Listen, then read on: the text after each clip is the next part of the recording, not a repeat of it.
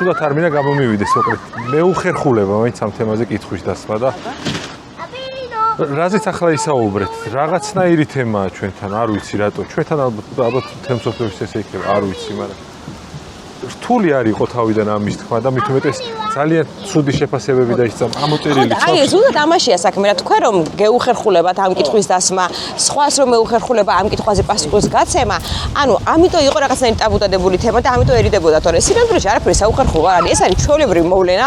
მთელ მსოფლიოში ყველას აყავს შვილი, მთელ მსოფლიოში ყველგან არის გაშურებული ბავშვები და ეს არც სასირცხვილოა, არც საუხერხულო და არც დასამალი და არც რაღაცა მოსარიდებელი. ანუ პირიქით ყველა ქვეყანაში გახსნილად ეუბნებიან შვილებს, რომ შვილო შენ ხარ აყვანილი, ბავშვობიდანვე აჩვევენ, ანუ რაც უფრო პატარაა, მით უფრო პატარა ასაკიდან უწყებენ საუბარს, რომ შენ სხვა დედიკოს მუცელში იყავი, მე იმ დედიკო მე მომიყვანე. ანუ ესე აჩვევენ და ჩვეულებრივად ანუ ჯანსაღი რეაქცია აქვს. ახლა მე რო გავიგე და ჩემის პანა7-დან ერთ თვეში და ელდა რომელცა 30 წლის ასაკში ცხოვრება თავზე რო ამენგრა, თავიდანვე რო ყოფილიყო, ანუ ამ ყველაფერზე საუბარი, საერთოდ არ მექნებოდა ესეთ რეაქცია.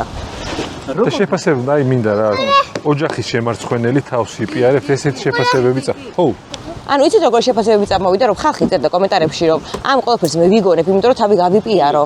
ანუ როგორ შეიძლება რომ ადამიანმა მოიგონოს, რომ არის აყვანილი, იმიტომ რომ თავი ანუ არ ვიცი, რატო სხვა მსი ხო, ჩვენი საზოგადოების შეფასებებისგან არ მიყვის, ისეთებს წერენ და ისეთებს კადრულობენ, რომ ნამდვილად. მიდი გიყურებ, მიდი. ანუ იქ იყო კომენტარები, რომ მე ვარ დაუნახავი, რომ მე ვარ უმადური, რომ ჩემი მშობლების ამაგი და ჯაფარ და აფასე და ანუ რა შუაშია? ანუ ის რომ მე ჩემი გვარი უნდა ვიცოდე, რა შუაშია ჩემი მშობლების ამაგი და ჯაფა. და დაუფასებლობაც საერთოდ რა ვიცი, რითი ჩანს? არ ვიცი.